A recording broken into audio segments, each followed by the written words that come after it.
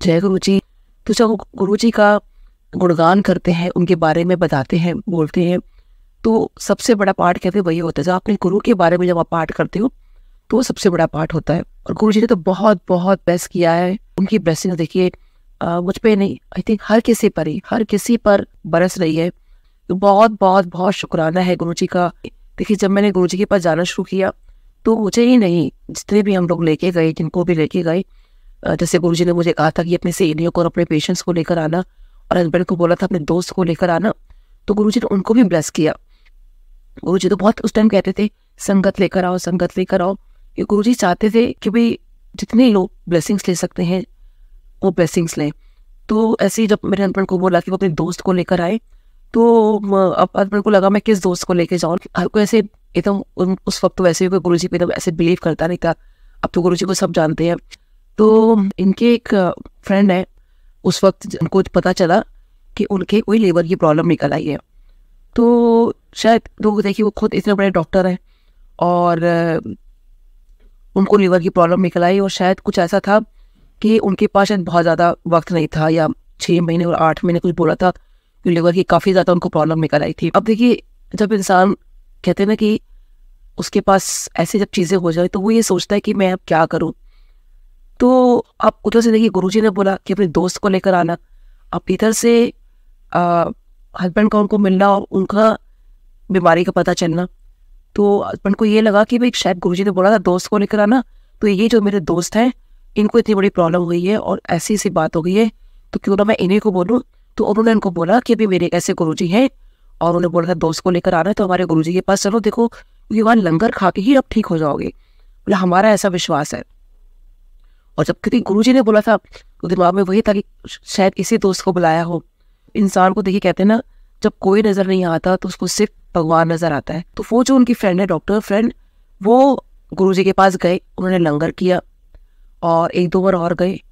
And believe me, मतलब believe करने वाली बात है, क्योंकि मैंने खुद अपनी आंखों से देखा और मुझे पता है वो जो डॉक्टर की प्रॉब्लम थी, वो जो लीवर की प्रॉब्लम थी, जो भी था, और वो ठीक हो गई। और आज भी वो डॉक्टर जो है ही इज अलाइव।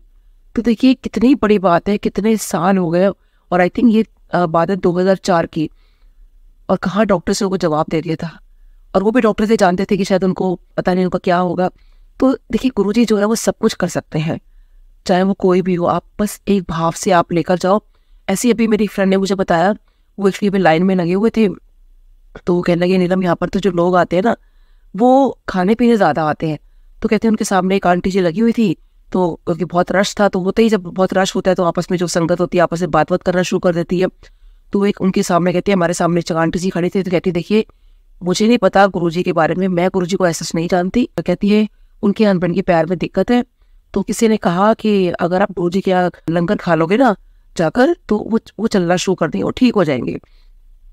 तो कहती है कि मैं तो सिर्फ इसलिए यहाँ पर आ गई कि चलो अगर कुछ खाने से अगर उसके हस्बैंड ठीक हो जाते हैं तो ठीक है, हम आ जाते हैं।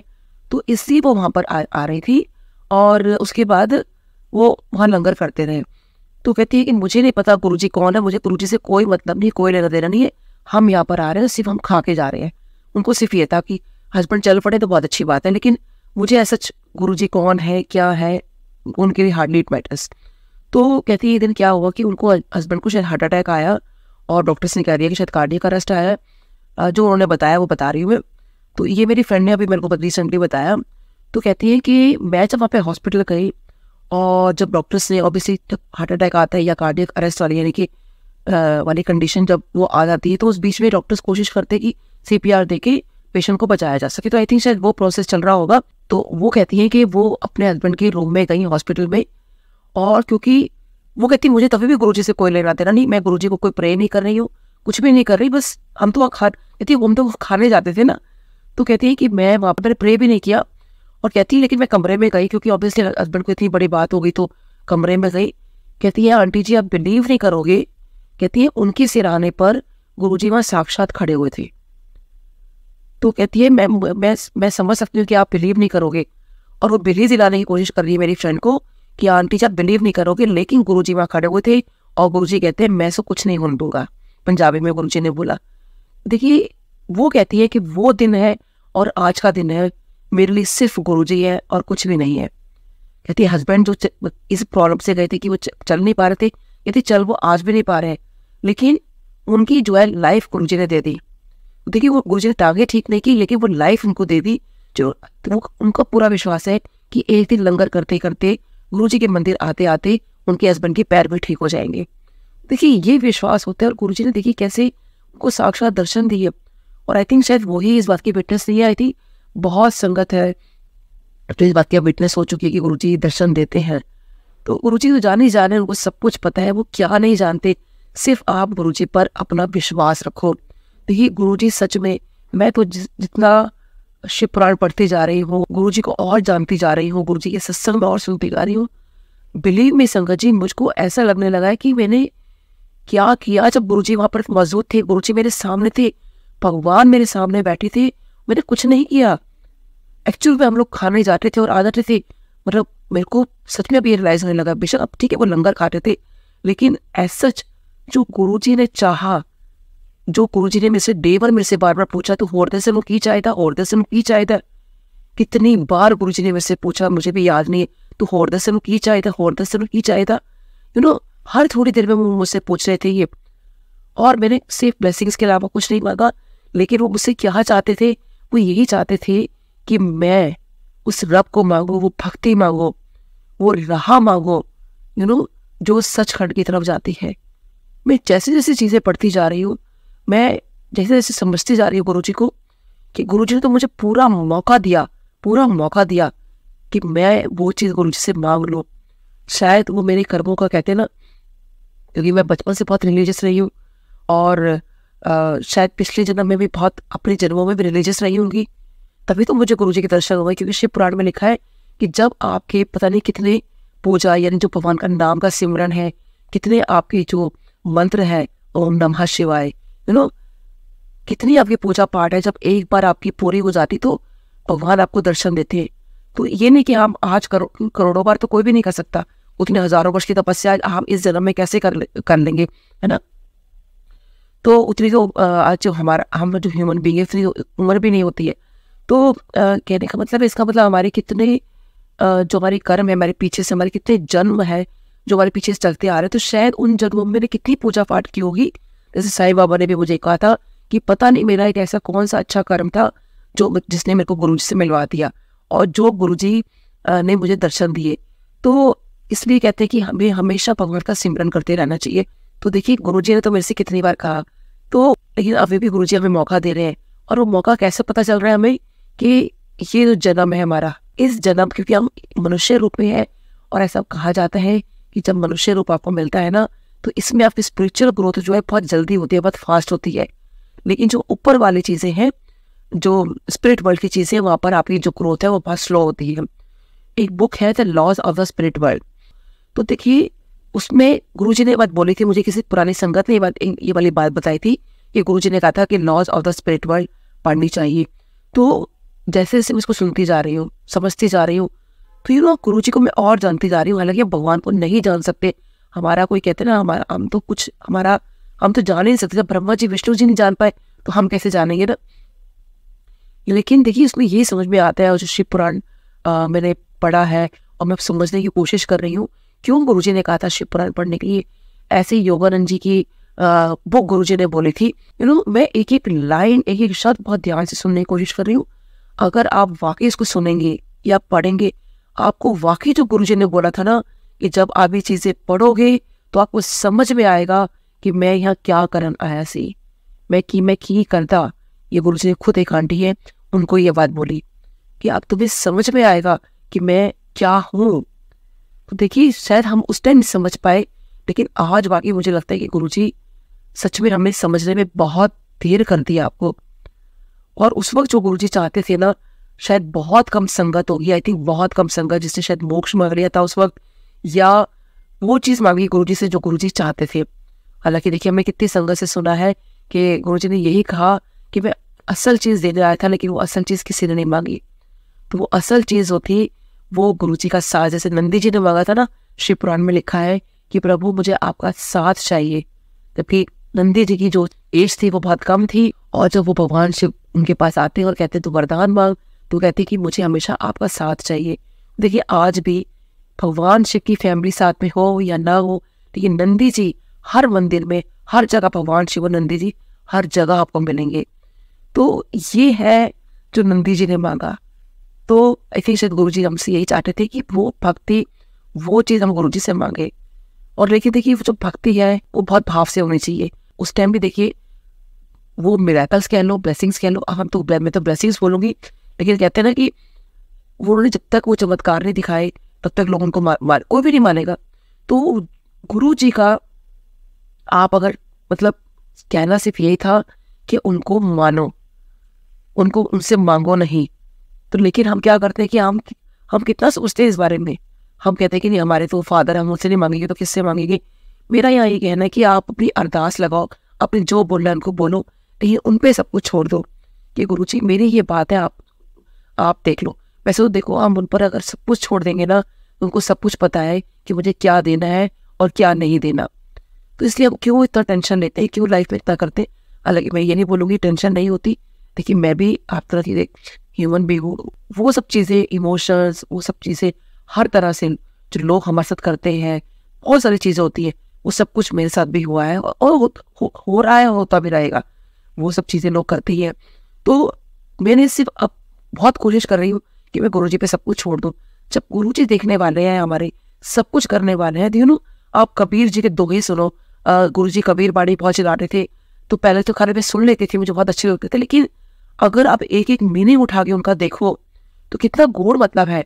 कबीर जी के बारे में आप पढ़ो, कितना लोगों ने उनको सताया, तो लेकिन वो फिर भी निकल कर आ गए हर चीज़ से। तो अगर सोचो कि गुरुजी हमें क्या सिखाने आए, तो गुरु नानक देव जी हमें क्या सिखाने आए, तो कहने का मतलब ये साईं बाबा जी ने हमें क्या सिखाया। यू नो जितने भी हमारे कोई भी धर्म के, आप कोई भी रिलीजन के, आप कोई भी धर्म गुरु देख लो, कोई भी हम गुरु देख लो, तो हमें क्या सिखाने आए कि उस रब को, उस परमात्मा को, सबका मालिक एक, और वो आप सिमरन करते रहो। जब आप सिमरन करते रहते हो ना, तो आपकी अपनी परेशानी अपने आप धीरे धीरे खत्म होने लगती है। और हमें इस जिंदगी को जी के नहीं जाना, हमें ये जो भव सागर है, हमें बेसिकली इसको पार लगाना है। तो भव सागर तो देखिए वही पार लगा सकते हैं। हम ना इफ एंड बट्स करना ना, आई थिंक बिल्कुल हमें छोड़ देना चाहिए।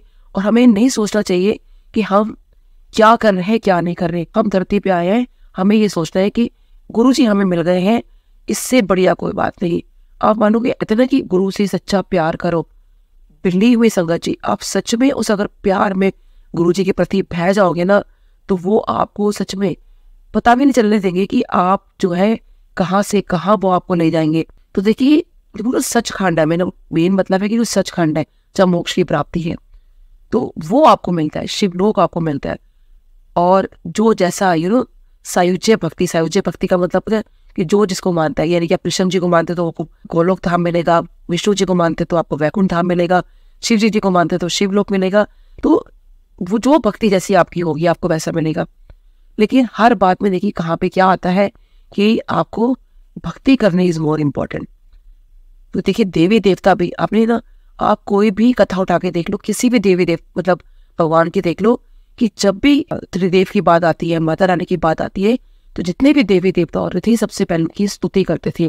देखिए जितनी भी दुर्गा सप्तशती हुई, दुर्गा चालीसा हुई, शिव जितनी भी चालीसा है, तो वो क्या है, वो सारे देवी देवता जो है बेसिकली उनकी बोला गया है कि हमें स्तुति करनी चाहिए, उनका गुणगान करना चाहिए। जितनी आरती है वो क्या है कि उनका गुणगान है। तो हमें ऐसे ही गुणगान करते रहना चाहिए। देखिए गुरु जी ने हमें क्या सिखाया कि सत्संग करो। तो सत्संग क्या है, जो आरती आती है, होता है ना कि माँ ने इतने असुरों को नष्ट कर दिया, ऐसा कर दिया, उसको ठीक कर दिया, मतलब कितनी सारी चीज़ें आती है। हम शिव पुराण में पढ़ते हैं कि इसको ठीक कर दिया भगवान शिव ने, ऐसा हुआ वैसा हुआ, कितनी सब चीज़ें होती है। तो गुरु जी की चीज़ें क्या है, ये सब चीज़ें क्या है, तो ये महिमा ही है ना। वो उस टाइम की महिमा थी, श्री राम के टाइम में जो हुई, श्री कृष्ण जी के टाइम में जो हुई, और आप जो है जब गुरु जी आए कलयुग के अंदर, तो ये वो सत्संग बन गए। तो ये उनका गुणगान है, उनकी महिमा है। तो देखिए ये हमेशा ध्यान से सुननी चाहिए।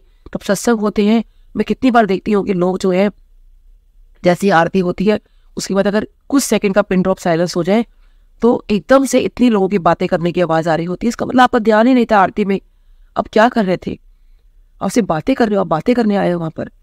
आप सत्संग सुनो, और जो संगत भी सत्संग सुना रही हो, चाहे वो नई हो चाहे पुरानी हो, देखिए वो अपना एक्सपीरियंस यानी कि वो जो उनके साथ संगत हुई है वो आपको बता रहे हैं। वो आप हमेशा ध्यान से सुनिए, क्योंकि वो गुरुजी का गुणगान है, उनकी महिमा है। और जब आरती होती है, देखिए जो गुरुजी ने अपने सामने आरती प्ले करवाई, प्लीज वही आरती आप प्ले करिए, कोई और नहीं। और शब्द बाणी जो गुरुजी के आगे प्ले होती थी, जो गुरुजी बता के गए, गुरुजी के आगे प्ले नहीं होती थी, गुरुजी ने खुद चूज की थी कि ये शब्द बाणी है ये। क्योंकि एक अंकल ने पूछा था कि गुरुजी यही क्यों, तो गुरुजी ने कहा था क्योंकि इसको मैं इसलिए चूज कर रहा हूँ क्योंकि मुझे पता है कि मेरी संगत कैसे जुड़ेगी। तो आप उनसे जुड़िए ना। कोई भी, आज मैं देखती हूँ कि कोई भजन बीच में लग जाते हैं, भजन सुनने तो वो बाद में लगते हैं। गुरुजी के टाइम में भी जब लंगर प्रसाद होता था तब भजन लगता था, उससे पहले खाली शब्द बाणी ही चलती थी लंगर से पहले। अगर आप ये बात नहीं मानते हो फिर भी लगा रहे तो फिर गुरुजी की कहाँ मान रहे हो। तो पहले शब्द बाणी, किसी भी सिंगर को बुलाते हो कुछ करते हो तो पहले शब्द बाणी जो है आपसे घंटा लगाओ, आधा घंटा लगाओ, उसके बाद आप सिंगर को बुला लो, लेकिन उससे पहले शब्द बाणी, क्योंकि शब्द बाणी पे गुरुजी ने बहुत बोला है। और व्याख्या वाली शब्द बाणी है क्योंकि उसमें हमें सीखने को बहुत मिलता है। तो मैंने पुरानी संगत से सुना, वो कहते हैं कि गुरुजी कह रहे थे व्याख्या वाली जो है जरूर सुननी चाहिए शब्द बाणी। तो ये आप शब्द बाणी गुरुजी के टाइम की सुनिए। आप सच में, आप जब उसको सुनोगे ना जो गुरुजी ने चूज की है, आप बिलीव में संगत जी, आप इतना मस्त हो जाओगे, आप सच में डूब जाओगे। वो जो कहते हैं ना आंखें बंद करके जब आप गुरुजी मेडिटेशन करवाते हैं, वो मेडिटेशन ही बहुत है, लेकिन अगर वो आप उसके अंदर वाकिफ को ध्यान से सुनते हो। लेकिन ध्यान आपका तब लगेगा जब आप गुरुजी की चूज की हुई शब्द बाणी सुनोगे। जय गुरुजी, शुक्राना गुरुजी।